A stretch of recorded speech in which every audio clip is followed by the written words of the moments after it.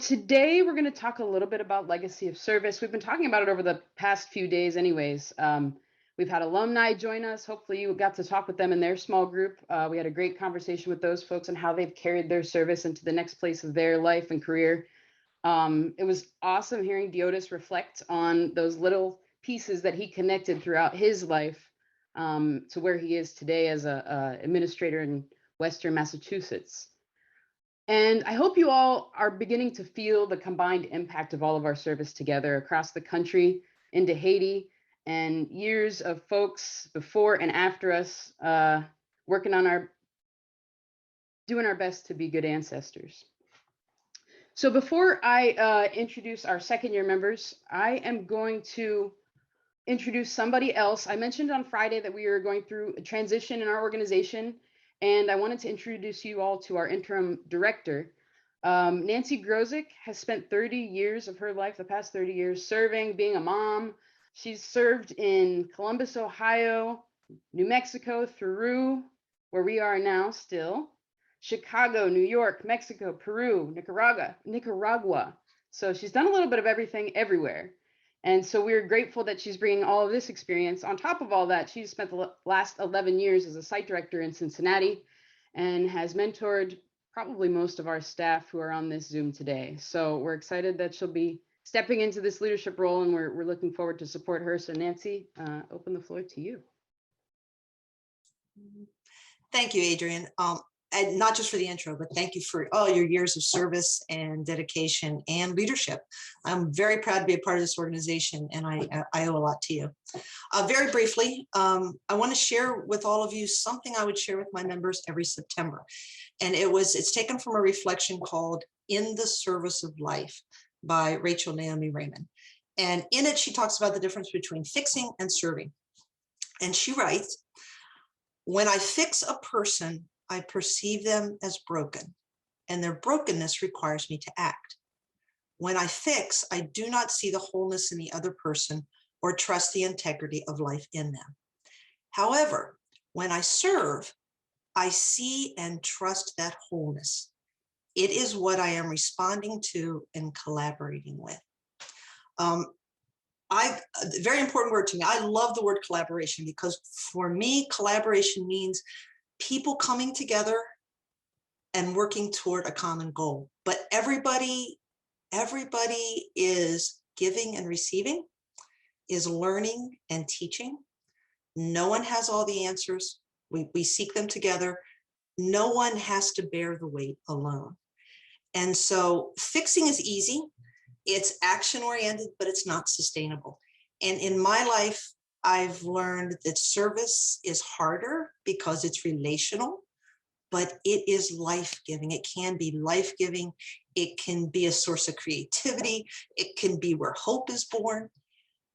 And so as all of you all the members begin the second half of your service here, I invite you, I ask you to remember this weekend. Remember all the connections that you've made, the realization that you are part of something bigger and you are not alone in any of this. And so I ask you to stay open, enjoy the rest of the year, keep staying connected, keep reaching out, and keep doing all the wonderful service that you've been doing. And I can't wait to hear all the stories and hear what you're doing. So I'm very, very proud and very, very grateful. So thank you, Adrienne. Thank you, Nancy. Awesome. Thank you. And I also want to recognize our board members who've been here over the weekend as well, who have been carrying this transition as well. Shannon Fritz is our board chair, Sister Catherine O'Brien, Kathy Novak, Sister Judy Clemens, also in Cincinnati, Kayhan Farhadian, Lou Charest, Sister Marie Varilli, Sister Mary Alice, you might have gone to her workshop, Randy Tarnowski, you might have gone to his workshop too. And then Tara Mooney. So these folks have been obviously very involved, very supportive, and we're very lucky to have them as leaders as well in this organization.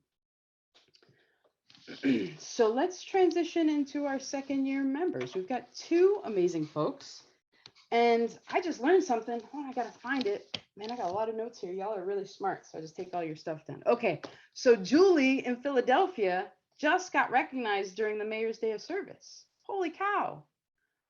So we are so proud of Julie for not only the service she's doing in her second year, but also representing what makes you tick. Like, we'd love to hear about your 2 years of service. So I'll turn it over to you, Julie. Congratulations and thank you. Thank you. And I just want to say how grateful I am to have this opportunity to come up and talk about my experience with all of you. I remember right after graduation, I wanted to do something meaningful during my gap years. And to be more exact, I wanted to join an organization focused on service. For me, I was fortunate enough to receive help while growing up. As a child, I struggled with speaking and comprehending others, which affected my interactions and my school performance. And so, seeing my struggles, my parents took much of their limited time to tutor and find resources to help me. If it weren't for my parents' encouragement, then I wouldn't have found the confidence to find opportunities that define who I am today. And so to this day, I'm so grateful for my parents and admire the access service, even while they're struggling to adapt in America. And wanting to share the same kindness from my parents, I looked for opportunities to give back. And so that summer, after graduation, I joined NDMBA in hopes of empowering others through education similar to my childhood experience. Soon after that summer, I served at an Mayfair Access Center in Northeast Philly. And that first year really humbled me. It brought light to my weaknesses and my limits. However, in spite of all the hardships that come with service, I gained insight on myself and valuable lessons on patience and empathy. Moreover, the bond that I created with my kids reaffirmed the wonderful aspects that come with this work. And so, not wanting to leave the site that I grew attached to, I decided to continue a second year with the same program. So now that I'm approaching the middle of my second year, I can't help but reminisce on my past experiences with this program. And although my role this year is much different from last year's, both brought out so many newfound events. From the tearful frustrations on my car ride home to many heartwarming moments. And although these events are vastly different from each other and may seem trivial at difficult times, I believe that they're all essential pieces to shaping who I am today. This does not show me how much of an impact service has on me, but has also brought a new perspective on life. Although we may not know what the future holds, what we can do now is embrace what is happening in the moment with an open heart and an open mind. Because with each experience that we encounter, we slowly piece together a unique mosaic of our identity.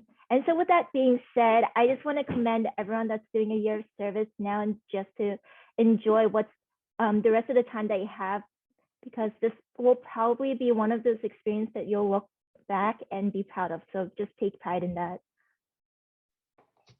Julie, thank you so much. Not only for your 2 years of service, but the courage to stand up here and tell your story so authentically. Really appreciate what you're going to do, carry this service into your career. So thank you so much. And congratulations on your award. It's amazing. Next up, we are going to bring in Julia Gurwe. Y'all will get some energy from Julia, I'm sure. She's serving in Kentucky. And what I appreciate about what you did with us, Julia, is that it was our first year serving at this site in Kentucky. So you helped us shape and form what that partnership's going to look like and made a ton of impact there. So thanks for sharing your story with us. Yes, thank you, Adrienne. And thanks to the mid-year planning team and Jess for giving me and Julie the opportunity to speak. I was laughing when I found out that it was Julie and I. It's like Julie and Julia up in here. So you can never have enough of the J's.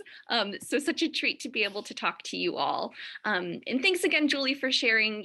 I totally echo what you said. Everything that you kind of mentioned about feeling called to return really resonates with me, and I'm ever grateful that I was able to jump into this new site in its first year, I guess a year and a half ago, and I'm really grateful that it had such an impact that I returned for this year.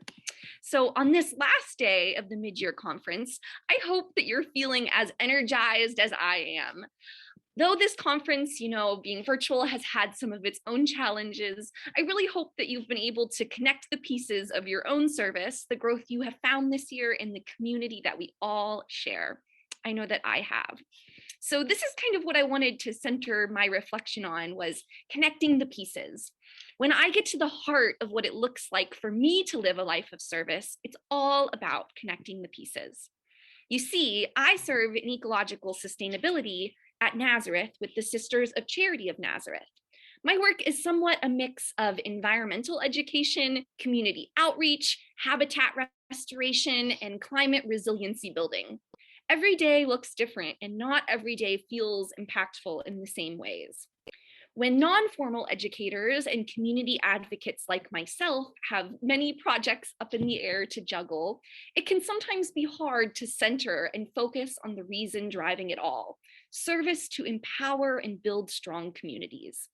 In my 2 years of service at Nazareth, I have learned that education will always be a tool that connects. In my semi-rural community, connecting children with nature directly translates to building citizens who will remain in this area and make future decisions about land use, resource development, and more. The education I offer to sisters, some of whom are advancing in age, directly translates to their vision for the future of this land that we share. The collaborations that I foster through my community let people know that my organization cares deeply about preserving the earth and our harmony with her. Isn't that what service is all about? So I challenge myself and all of you in the rest of this service year to connect the pieces that drive your own passion for this work, your community, and dare I say, our vocations. If I've confidently learned anything from working with nature, it's that everything is connected. So pardon me for this little environmental ed tidbit, but like the vast network of tree roots and fungi and bacteria working below the soil's surface to support life above, what we do on the ground today carries a far bigger impact than we realize. So thank you all so much, and I really hope that everyone enjoys the rest of this year, continues to gain some meaningful things out of this conference, and has a great one. Thank you, Julia. A far bigger impact than we realize, and that's something you could say about your years of service too, and something Diotis showed us yesterday. Thank you so much. I saw some Notre Dame things in the chat. Yeah, the foundress of the Sisters of Notre Dame is St. Julie. And one of my favorite quotes from her is, "We must have courage in the century in which we live. Great souls are needed." I'm grateful to be among your great souls. And as you all think about doing a second year of service, obviously Julie and Julia gave us some things to think about, and be talking to your site directors about, how you might continue to serve either with us or maybe related to us somehow. So thank you all. Thank you again, Julie and Julia, and congratulations. And I believe I'm turning it over to Catherine, our Watsonville site director. Hello, everyone. I am Catherine. I am the site director for Watsonville and also been in Seattle. And I am just reaching out to you all today to talk about one of the benefits that could come from serving a second year as well with NDMBA. So I believe John is going to share a graphic with you about a new project that we have for second year members. So it's an opportunity for members to join together in what we're calling the second year learning community. So it is a new program. We're in our first year right now. Julia is actually one of our founding members, so you can definitely reach out to her if you have any questions. But with this program, it is an opportunity for second year members and also other partners with NDMBA, including some of our Sisters of Notre Dame, notably Sister Kristen Mathis has been a thought partner in developing this program, as well as many of the site directors and national office staff have really pulled together to make this happen. But with this program, we really see it as having 3 pillars. So the first is discovering your purpose. So with that, in the program, we offer opportunities to learn strategies for reflection, as well as ongoing practices through retreats and discernment conversations to refine your own purpose for serving. So with that, we'll also be having these opportunities to welcome guest speakers or attend retreats in person or virtual, depending on what we're capable of doing in the future. The next being refining your leadership. So giving you opportunities for professional development. One of the exciting opportunities with this program as well is that members have the opportunity to host national conversations or Ameritalks, shout out to Boulder. And what we really see with this program is a great opportunity for these members to, continue their own purpose, discernment, while welcoming others into this broader conversation. So having these chances to host larger events, again, virtual or in person, and with that, developing those mentorship skills and channeling their own talents, really giving everybody an opportunity to share their own expertise with the rest of the community. The last one, the last pillar of the program is transforming yourself and your community. So as Silk members, the second year learning community, you already are inherently part of a dedicated network in this community of people who are committed to spiritually sound service throughout their lives. So within that own little group, but as well, just thinking about where everybody is serving. Our members right now are serving in several cities across the country. And really, we think of that as, a bigger and bigger tier as you go out. So the members that are serving now, all of the people that they're serving in their sites, we are seeing that as this broader network that everybody in this second year learning community can potentially become a part of. So again, a great opportunity for professional development, because as you move through your service and your second year service year, you'll have this opportunity to not only connect with Silk, but the broader NDMBA network, and learn about opportunities to continue ongoing projects after even your second year of service. So we welcome members to continue participating with Silk even after this year at the current members, and then next year, just continuing to build on what we've started so far.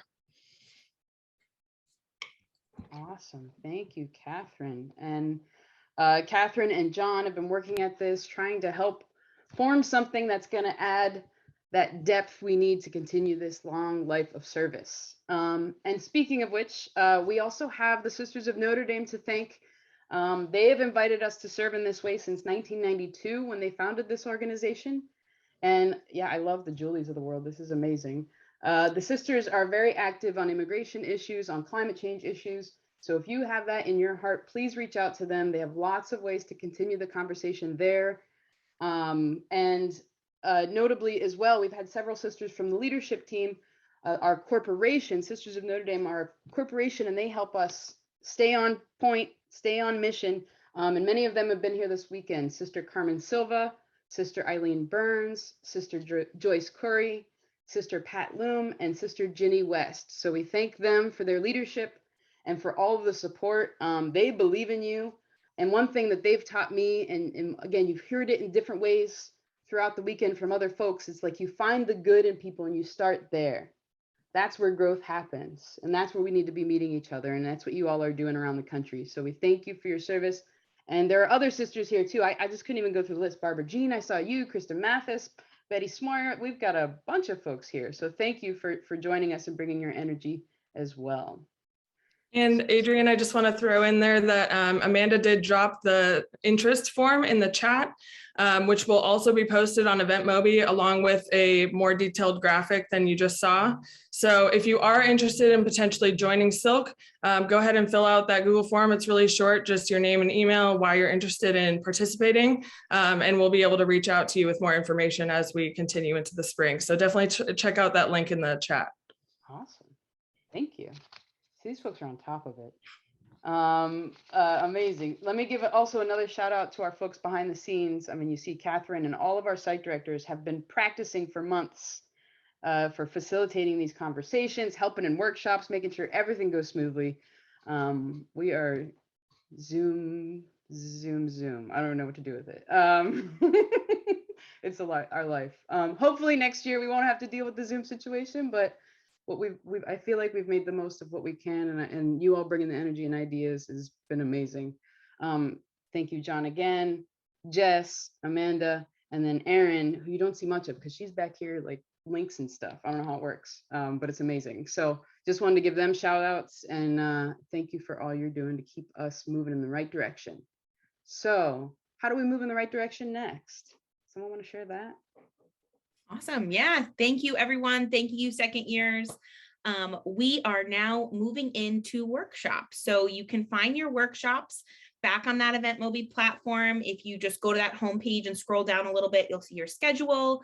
I think they're starting at about 1:30. So you've got about a 10-minute break, get up, stretch your legs, water, coffee, snacks, that whole thing. And then after workshops, affinity groups, and then we'll see you back here for our closing. Awesome. Bye, Enjoy the everyone. workshops, everybody. Enjoy.